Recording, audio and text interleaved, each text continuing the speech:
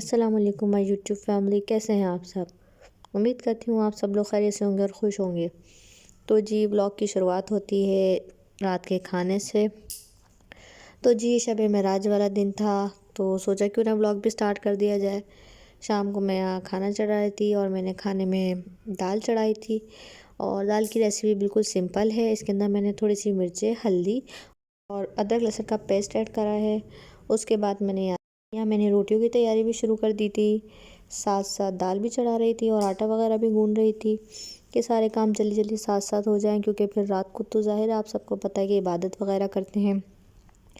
यहाँ मैंने आटा भी गूंद लिया था और साथ साथ दाल भी एंड पे थी, बस मैंने इसको घोट लिया था अच्छी तरीके से। अब इसको अच्छे से भंगार देना था।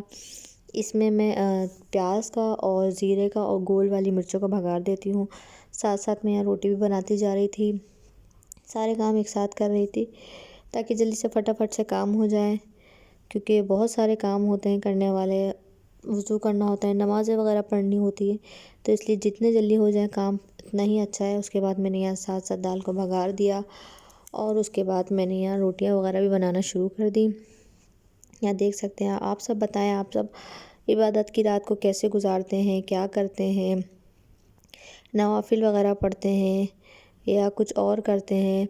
यहाँ देख सकते हैं यहाँ रोटियाँ भी तैयार थी। यहाँ रात का खाना भी यहाँ रेडी हो चुका था और उसके बाद फिर मैंने कोई व्लॉग वगैरह रिकॉर्ड नहीं करा। उसके बाद मैं इबादत में लग गई और फिर मैंने नेक्स्ट डे से व्लॉग रिकॉर्ड करा। नेक्स्ट डे मेरा रोज़ा था, तो यहाँ मैं बच्चों के लिए नाश्ता बना रही थी। बच्चों के लिए मैंने यहाँ पराठा, अंडा और चाय बनाई थी कि बस जल्दी से बच्चों को नाश्ता वगैरह करके फ्री करूँ और उसके बाद मैं अपने दूसरे कामों में लगी हूँ। बच्चे तो इतना नहीं खाते हैं, वो हमेशा छोड़ ही देते हैं, पूरा फिनिश नहीं करते। बट मेरी कोशिश होती है कि बच्चों को कुछ ना कुछ खिलाऊं, उनको आदत हो नाश्ता करने की। तो जी फिर मैं बच्चों को लेके बैठ गई। यहाँ मैंने बच्चों के लिए जो सिर्फ नमक वाला अंडा रेडी करा था ताकि वो खा लें, बट बच्चे मेरे अंडा नहीं खाते हैं, तो वो फिर ऐसे ही रह गया। आधा बच्चों ने थोड़ा सा बस पराठा वगैरह खाया, उसके बाद बच्चे खेल कूद में लग गए। और यहाँ साथ साथ मेरी नमाज़ का टाइम भी हो गया, ज़ोहर का टाइम हो गया था। तो मैंने सोचा बस चलो जल्दी से बच्चों को खिला के नमाज़ वगैरह पढ़ लूँ, फिर बच्चों को रेडी वगैरह कर दूँगी। नमाज़ पढ़ने के बाद मुझे याद आया कि आज तो इलेक्शन की वजह से लाइट ही नहीं गई, तो क्यों ना इस मौके का फ़ायदा उठाया जाए और साथ साथ कपड़े भी वॉश कर लिए जाए, क्योंकि जब लाइट जाती है तो बीच बीच में मशीन रुक जाती है और वो बहुत ही ज़्यादा लंबा टाइम पीरियड हो जाता है कपड़े धोते धोते। तो मैंने सोचा क्यों ना आज लाइट नहीं गई है तो मैं अपना मशीन का काम भी निपटा लूँ, फ़ारिग हो जाऊँ। रोज़ा भी था और बहुत अच्छा मौसम था, रोज़ा भी बहुत अच्छा गुज़र रहा था। रोज़ा लग नहीं रहा था क्योंकि ठंडे ठंडे मौसम में रोज़ा था, तो इतना फ़ील नहीं हो रहा था। यहाँ बच्चे भी खेल रहे थे और साथ साथ यहाँ बलाज की ट्यूशन का भी टाइम हो रहा था और मैं बलाज को बोल रही थी कि आ जाओ ट्यूशन के लिए रेडी हो जाओ। बट बच्चा इतनी आसानी से काबू नहीं आता है ट्यूशन जाने के लिए, बहुत मुश्किल से मुझे इसको पकड़ के रेडी करना पड़ता है। बहुत परेशान करता है, बहुत तंग करता है ट्यूशन जाने में। यहाँ देख सकते हैं हादी कितने खुश हो रहे हैं कैमरा देख के, और यहाँ बलाज भी उनको देख के खुश हुआ है। बट जैसे तैसे मैंने बलाज को काबू करा और उसको बोला कि चलो ट्यूशन चलो, तो बलाज का मुंह देख सकते हैं कितने सैड हो रहे हैं ट्यूशन जाने के नाम से। यहाँ मैंने बलाज को चेंज करवाया, इनके बाल वगैरह में ब्रश करा और लोशन वगैरह लगाया। साथ साथ यहाँ रोज़े का टाइम भी हो गया था। रोज़ा सिर्फ मेरा था तो मैंने इसलिए कोई इतनी प्रिपरेशन नहीं करी। यहाँ मैंने बस पुलाव वगैरह मंगा के खा ली थी। मुझे अपने अकेले के लिए ज़्यादा एफ़र्ट करना अच्छा नहीं लगता। मैं कहती हूँ बस जो है ठीक है, अगर 2-4 लोग हो तो फिर भी अच्छा लगता है सबके लिए एफ़र्ट करना और सबके साथ करना। फिर साथ ही मैंने यहाँ रात के खाने की भी तैयारी शुरू कर दी थी। समझ नहीं आ रहा था क्या पकाऊँ, क्या करूँ। घर में आलू पड़े हुए थे तो मैंने सोचा क्यों ना बस आलू ही बना लिए जाए, जल्दी से भी बन जाएंगे। साथ साथ मेरी मशीन भी लगी हुई है और साथ साथ यहाँ बच्चे भी बहुत ज़्यादा तंग कर रहे थे। यहाँ मैं आलू का तरकारी जो होती है वो बना रही थी, उसमें मैं प्याज का बघार देती हूँ, साथ ज़ीरा ऐड करती हूँ। जब प्याज जो है वो ब्राउन हो जाती है तो उसके बाद मैं इसमें आलू के स्लाइसेस हमने काटे होते हैं उसको अच्छी तरीके से फ्राई करके टमाटर इसके अंदर ऐड कर देती हूँ। टमाटर ऐड करने के साथ में इसके अंदर कुटी हुई मिर्चें, हल्दी और नमक वगैरह ऐड करके इसको सॉफ्ट होने के लिए रख देती हूँ। आलू के स्लाइसेस हुए हुए तो आलू जो है वो आराम से गल जाते हैं और इतना टाइम नहीं लगता है इसमें।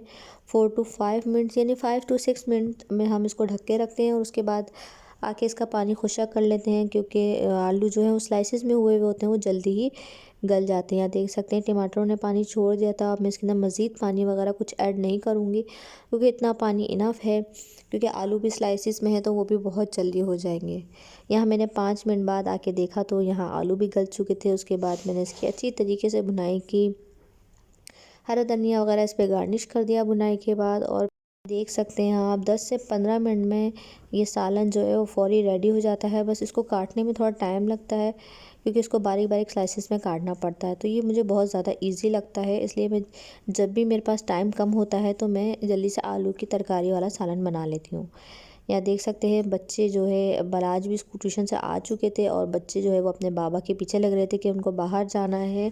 उनके बाबा किसी काम से बाहर जा रहे थे, तो ये लोग भी दरवाजे पे आके खड़े हो गए थे, हमें बाहर जाना है। और इस वक्त ठंड इतनी हो रही थी, बहुत शदीद ठंड हो रही थी, हवा चल रही थी। रात में हवा चल जाती है। तो ये देख सकते हैं बच्चे दरवाजे से अंदर ही नहीं आ रहे हैं घर के, बस वो कह रहे हैं कि हमें आप बाइक पे लेके जाएं। मौसम बहुत ठंडा हो रहा है, हवाएं बहुत तेज़ चल रही हैं, तो बच्चों के लिए सेफ़ नहीं है इस वक्त बाइक पे घूमना जाना। तो जी यहाँ जो है उनके बाबा उनको समझा रहे थे कि मैं आपके लिए चीज़ वगैरह ले आऊँगा, आप नहीं जाएं। यहाँ वो एक को पकड़ के अंदर कर रहे थे, तो दूसरा पीछे से बाहर जा रहा था, उसको पकड़ के अंदर कर रहा, तो बलाज नहीं मान रहे थे। बहुत मुश्किल से दोनों को मनाया, दोनों को पटाया, क्योंकि दिन में तो वो ले जाते हैं, बट रात में बहुत ज़्यादा ठंड हो जाती है और बच्चों के लिए नुकसान देती है। फिर बच्चों को रात भर सोने में प्रॉब्लम होती है, कभी उनकी नाक ब्लॉक होती है, तो कभी उनकी चेस्ट में पेन होता है, ठंड बैठ जाती है बच्चों को बहुत जल्दी। बट देख सकते हैं यहाँ इनके बाबा कामयाब हो रहे हैं अपने मिशन में, बलाज को समझा रहे हैं, लेकिन बलाज बहुत ज़िद करने लग गए हैं आजकल। बट ये कि उनके बाबा ने उनको समझा के अंदर कर दिया है कि आप अंदर जाओ, मैं आप लोगों के लिए चीज़ लेके आऊँगा। तो ये दोनों देख रहे थे। फिर जी इन दोनों को मैंने अंदर करा और फिर रोटियां वगैरह बनाना शुरू करी।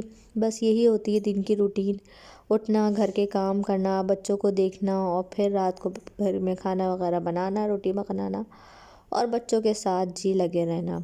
आप सब बताएं, आप सबके दिन कैसे गुजर रहे हैं? मेरी तो यही आजकल की रूटीन है। इसी तरीके से दिन ख़त्म हो जाता है, पता ही नहीं लगता कि कब दिन शुरू हुआ और कब दिन ख़त्म हो गया। तो जी यहाँ मैं अपने हस्बैंड को खाना दे रही थी, उनके लिए रोटियां वगैरह बना रही थी, तो सोचा आप लोगों के लिए थोड़ा सा रिकॉर्ड कर लूँ कुछ। आजकल मेरे पास यही सब है रिकॉर्ड करने के लिए, तो यही सब आप सबको रिकॉर्ड करके दिखा देती हूँ। जी व्लॉग को करते हैं एंड इंशाल्लाह ताला फिर हाजिर हूँ एक नई वीडियो व्लॉग के साथ। जिसने मेरे चैनल को सब्सक्राइब नहीं करा तो अभी जाके मेरे चैनल को सब्सक्राइब कर दें। मुझे दीजिए इजाज़त। अल्लाह हाफ़िज़।